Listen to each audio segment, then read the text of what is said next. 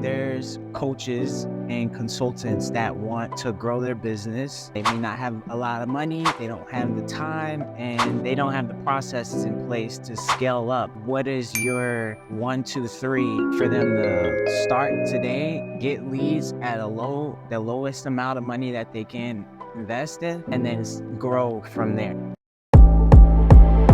We use AI to generate leads. Are you online marketer looking for more skills for your customers?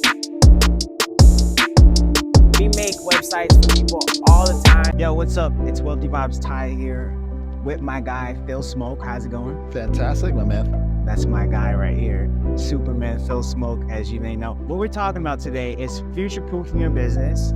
And we got one of the best marketers in the world bringing you the information on how to get leads and close leads at the highest level possible. We're talking 7, 8-figure businesses. Let's get into this. Before we get leads, we have to have a good offer. And one of the best things to do is to make sure your offer is very, very legitimate, very irresistible, and something that's very niche in the market. And that's how you can penetrate the market easier. For sure. Now, you are a great thought leader and you already know of ways to structure things and format it and use certain words and copyright and things of that nature to provide the best message. A lot of people don't have any idea about any of that stuff. So obviously, to jump them forward, would you set them on some prompts for ChatGPT? Do you have like a list of questions you can ask the customer, or do they just hit you up for like a consultation? What would you say about that? I would definitely say like AI is something that is more of a tool than it is a fully built out system. We have to look at AI and ChatGPT as an actual system that does something, where business is very robust, it's very dynamic, and they aren't the same thing, if that makes sense. They have a problem with their messaging. So what are some things that can help them with messaging on LinkedIn and making the first connection with people? First you say connect, and then you have to sell. So like, what's some way you connect with people online?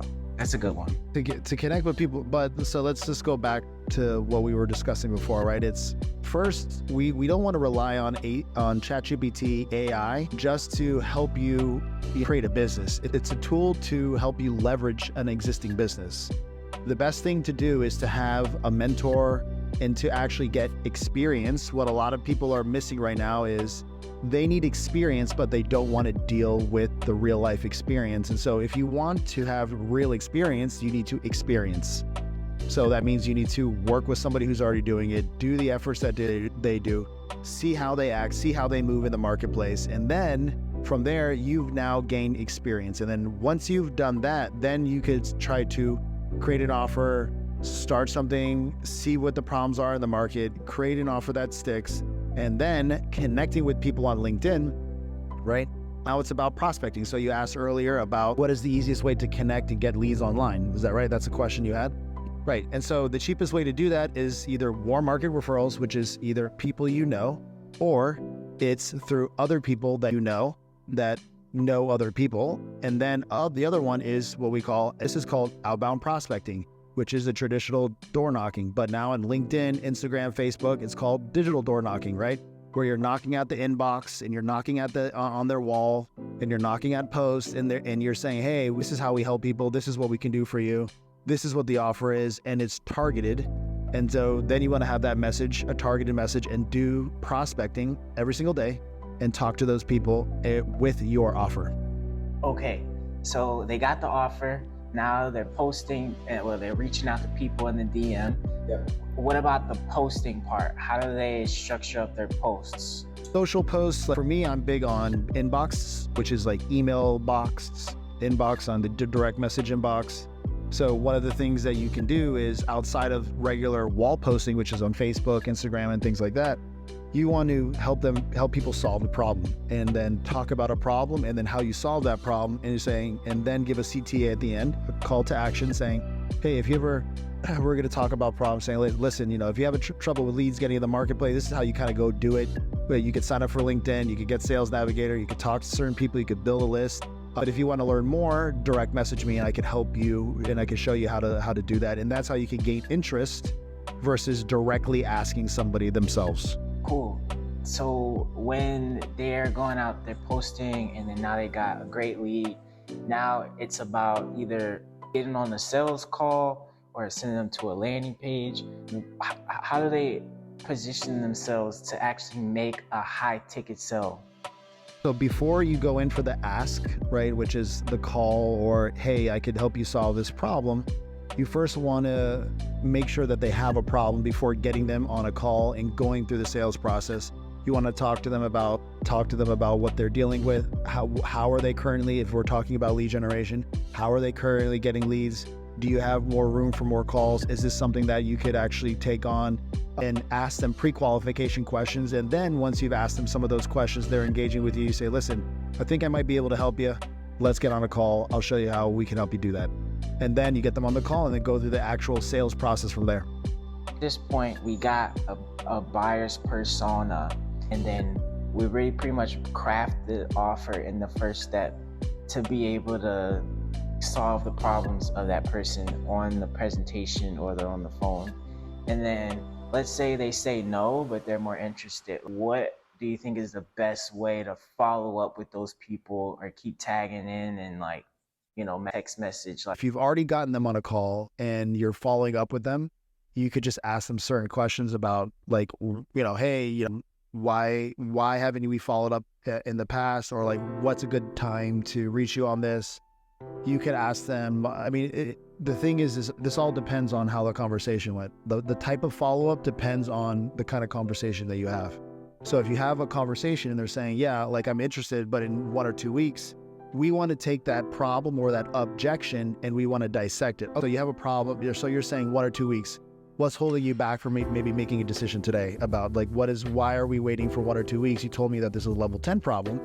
So why are we waiting 1 or 2 weeks to make a decision today to help you move your business forward? And then we want to keep asking more questions and then keep diving into that and going deeper within the objection, which is what we call peeling back the onion, or however you want to call it. You could say it however there's so many sayings for this. All right, so now we followed up with the customer and they are still buying.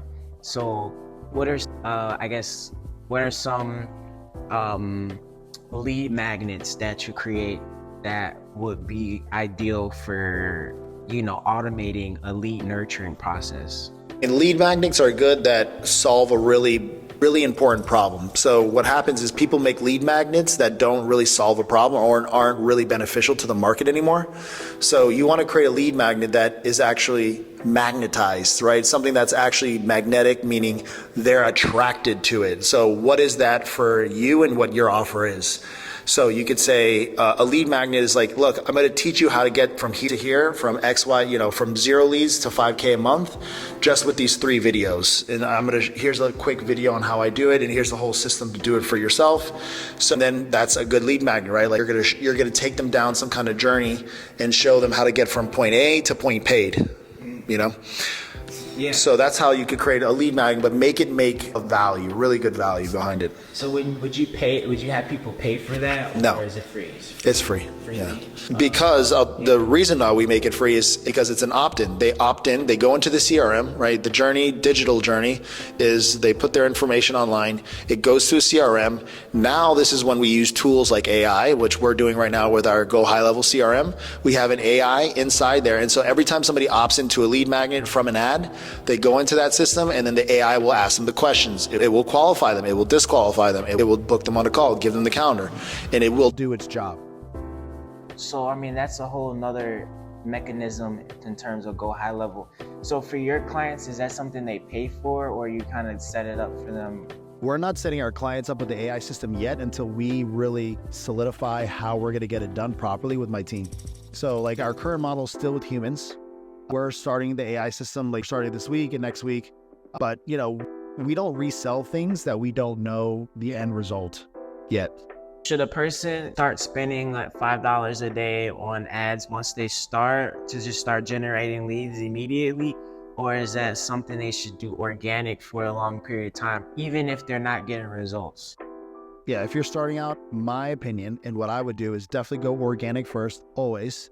test your offer. When you go organic, it's just you reaching out to people. It doesn't cost you anything except some of your time, right? Which you're going to look at the people that you're going to speak to, reach out to them, and by volume as well. So have your offer message, okay, whatever that offer message is. Hey, John, I help coaches, go from $10,000 a month to $20,000 to $30,000 a month without having to set appointments. Is this something that you'd be interested in talking about, or is it something that might be a need for you right now? And if it is a need, and the market says it's a need, which is they're going to reply to you, they're going to ask you questions, and they're going to say, yes, this is a need, then you're going to test your offer in the market. People are getting on calls, they're interested, and that's where you can go through the sales process, and so on and so forth. But what you want to do is the offer is more important than the mechanisms, right? Everybody wants to do strategy, but when you have a crappy offer, it doesn't matter what you do. And that's where it starts with a foundational good offer. Then if your offer is not converting, from messages to calls, then you need to look at the message, you need to look at the offer, you need to look at the target, and you need to figure out what's going on and why is, how can we make this better? Are we talking to the right people? What are the issues that we need to solve for this to convert? Because everybody wants conversions. Conversions from an outbound message to an appointment, and the other conversion is from the appointment to a sales call to a closed deal. And then in a business, it goes from the closed deal is to the fulfillment and then the retention of that client, right? So the journey is from the beginning to the end, and that's where when you start to build a business, you start to really understand the journey of a fulfillment process, retention process, and then of course, in the end, you'll have multiple products in the future, which we're launching right now. We have 3 products right now, and we've done over $1 million with one product, and now we're opening some more products and opening the market to some new adventures, new offers, and new things. All right, cool.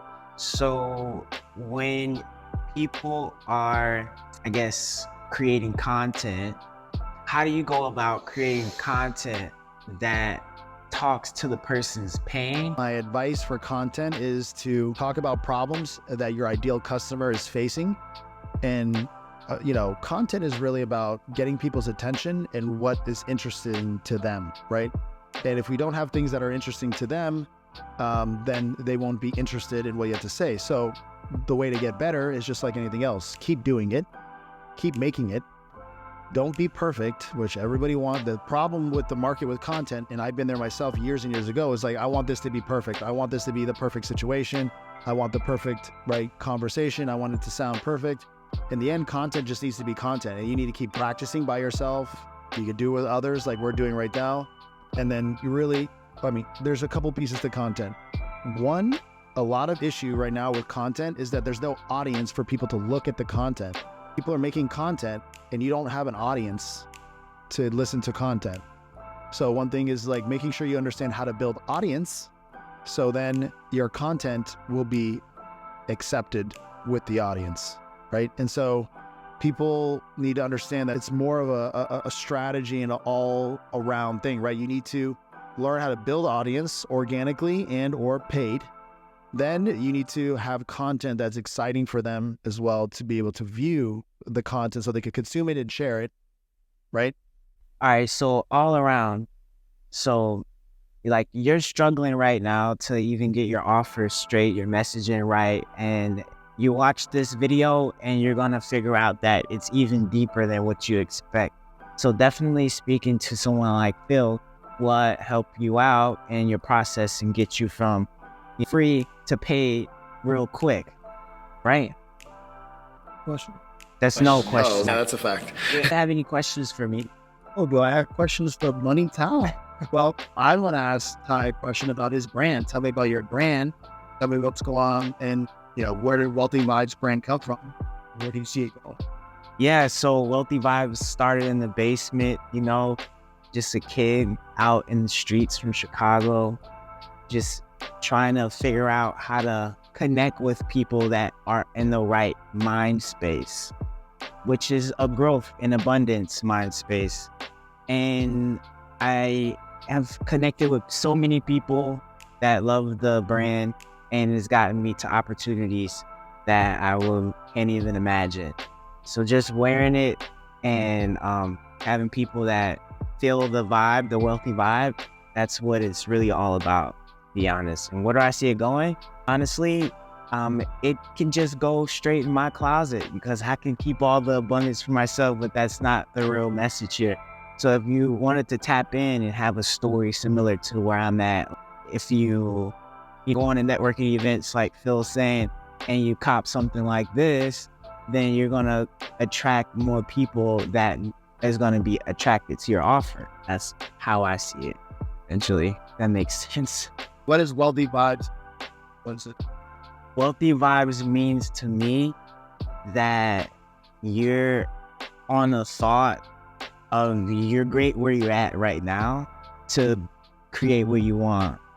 Like, you don't need anything else than what you got right now. You can just do what you want to do right now. That's what wealthy vibe is for me.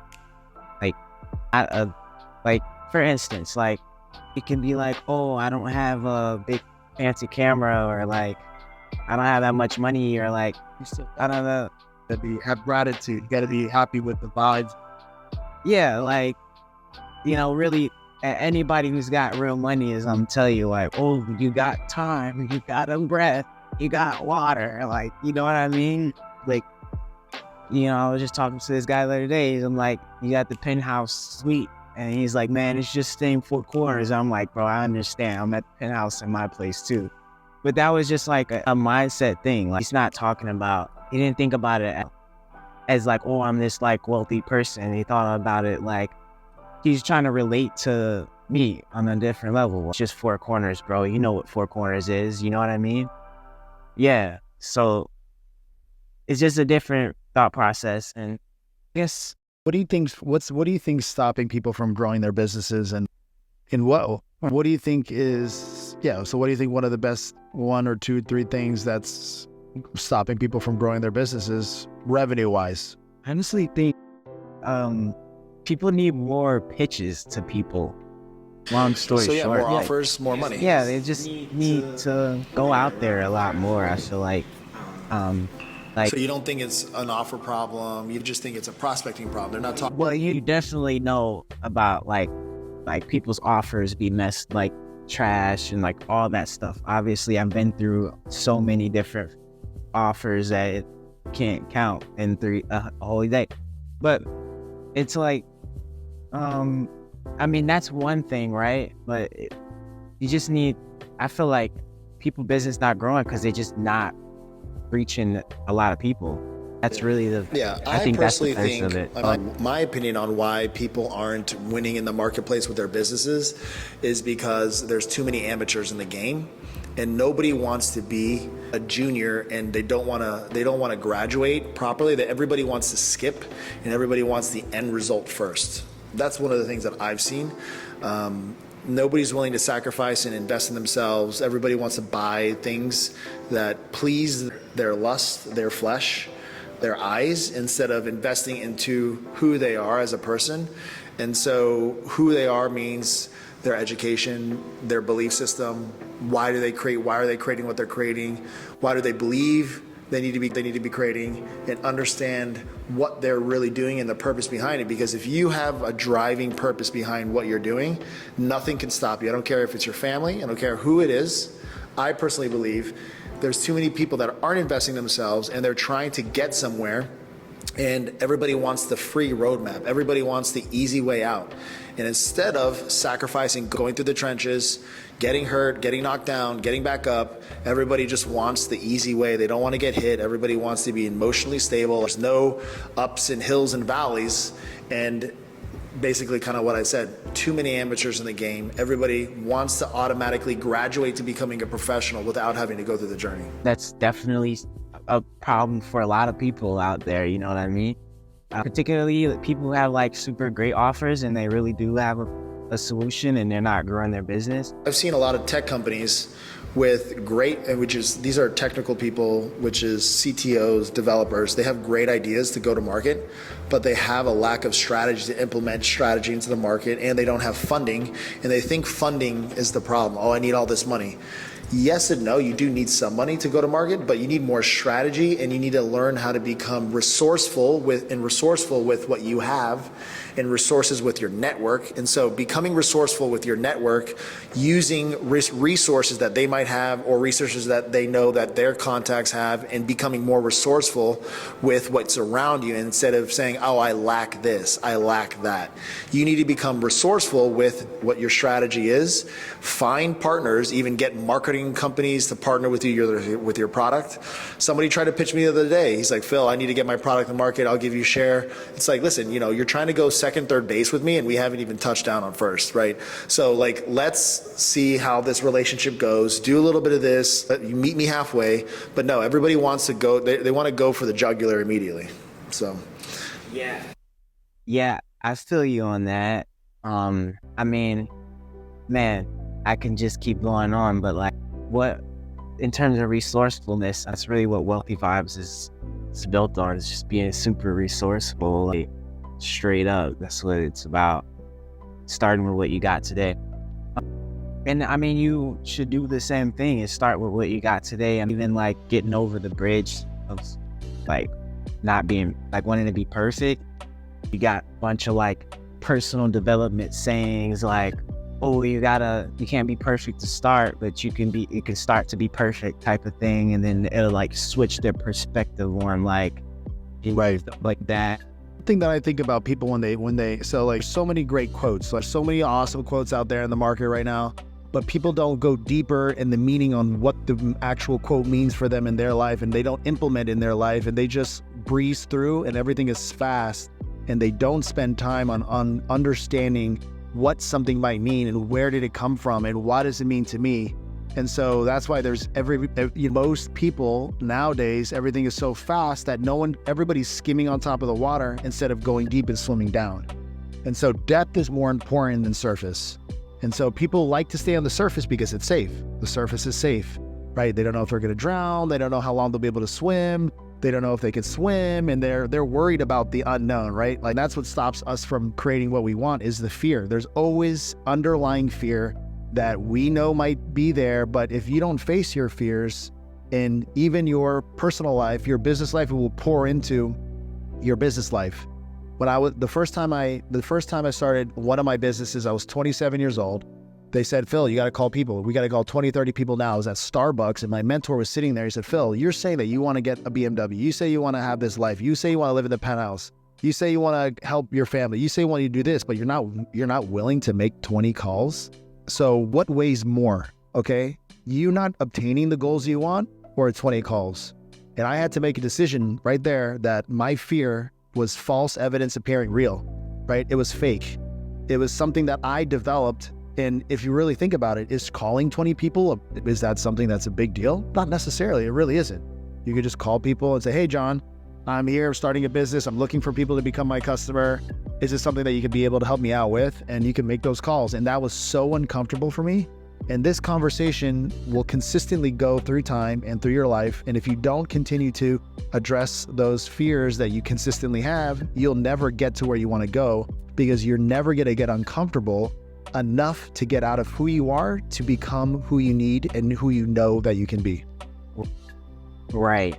I mean, I'm just I played football, right, for a very long time. So I have that mindset of like, finish through the line, give it all you got, try your best, play your position. Even when you're on a team, you play your position the best you can. But you know what happens? This is what happens with people. Yeah. They do it for a season. They quit. Yeah. Yeah, it was me in 1985. You seen the trophy on the wall. I did that. My coach told me, but what happened in 1988? What happened in 1993, bro? You got to keep it going, homie. You can't. Yeah, you can't win championships without the same mindset that you didn't. You have to keep it going. Yeah. And seasonal work is what everybody wants because it's easy. It's comfortable still. The grind and really focusing on what you're doing, pushing through, investing, all the things that you need to do. It takes time and effort. It's work. For sure. And for sure. And then, I mean, essentially, just pushing through, like, this is just real mindset stuff, right? Like, I mean, I can't necessarily change your mind, but like, you need to have the mindset of a champion. You know what I mean? Of like, what you're doing today is going to do what you were business. No, you got to develop it, right? It's like your mindset is something that needs to be worked on every day. Your mindset, the food you eat, the people you keep, right? The most important things that are around you that's involving who you're becoming, right? Because the experiences that we all deal with, if you have shitty people in your life, I guarantee you, you're probably going to do shitty things. If you have really good people in your life, they're going to inspire you to do things that like they're doing, right? And so same thing with your mindset. Are you feeding yourself like good thoughts, good mentorship, good advice? Are you listening to, Drake album that just launched, that just dropped today? Is it gonna, this for the dogs, right? What is it? No, it is. It's legit. It's fresh, right? It's fresh content that may go viral. People with music, everybody's putting these people on pedestals when they're just artists. They just sing music. Like, they are just a rapper. They're just like, not saying that it's not hard. Like, it's great that they have achievements, but people are looking at other people's trophies when they should be looking at their own trophies. Like, what are you doing? Yeah. He's got trophies. He's got everything. He's winning. Yeah. Why are you listening to him? You need to be creating your own album. You need to be creating your own success. You need to be figuring out what you're going to be doing. Right. And that's right. And that's where, where you really have to go in action today, because this is where you win, is where the action comes, versus being in like this transcendental state of like someone else's words and dreams that is on repeat. You will do workshops and plans of writing down and having those, crazy psychological people write down 20 things that you want to do and achieve, and write it every day. There's so much, but there's so much strategy to create what you want. The lack of execution is more important, right? So the purpose of writing it down is so that you keep writing it, so you see it, and then you're like, you know what, I got to go do this. If you actually do something enough, now does it mean that you're going to get that done? Not necessarily, but it's an action you're taking, which is important to take that action. Right. The first action for you in terms of getting customers and getting leads and building your business and having systems in place that's going to help you out with all of this, the first action today is to get a great offer and push that offer organically and, get people on the phone, get in communication with people and post with the people that's interested, leverage your network with the offer, and then, follow up with them after your sales call. And this is the process for every single business, essentially, that especially high ticket business, unless you have overly systematic things in place like Phil is doing with AI and having people communicate with a chat bot. A lot of people exactly, you're 100% right. That's exactly what they should be doing. Now, volume matters. And on outbound prospecting, volume matters, because if you don't have volume, right now, it's getting saturated. Everything's getting saturated with outbound because everybody knows there's a lot of strategy out there. There's so many ways to do it. Everybody's trying to do it because it's the easier way to get customers. It's less expensive. It's more labor intensive. That's why you have to learn how to outsource help to help you. When I started my business, I had myself and I was doing all the work myself. Then when I first got my first customer, I'm putting somebody aside, and then I hired a virtual assistant. I hired him at $2.50 an hour, okay? And then I have him full-time emails, writing the emails, answering the message while I was prospecting on other channels, doing other things and working on the business and not in the business. And then make sure you got that volume so you could keep getting on the calls and then keep pitching and then starting to build your business and build your offer and then create a better fulfillment process in the future. Right. And then the fulfillment is great because you got a real question. I think it's great for them to answer right now is how many people do you actually want to work with? And what number are you trying to hit, goal?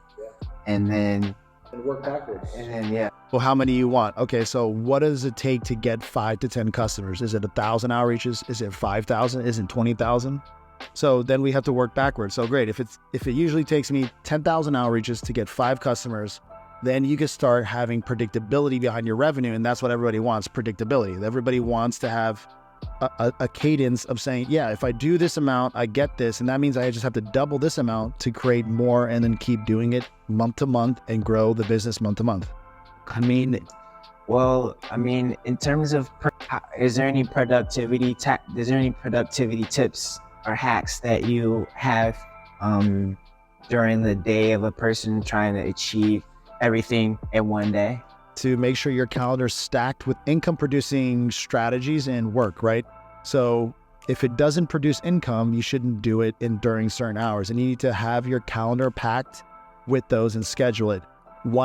7 a.m. to 10 a.m. is follow-ups. 10 a.m. to 1 p.m.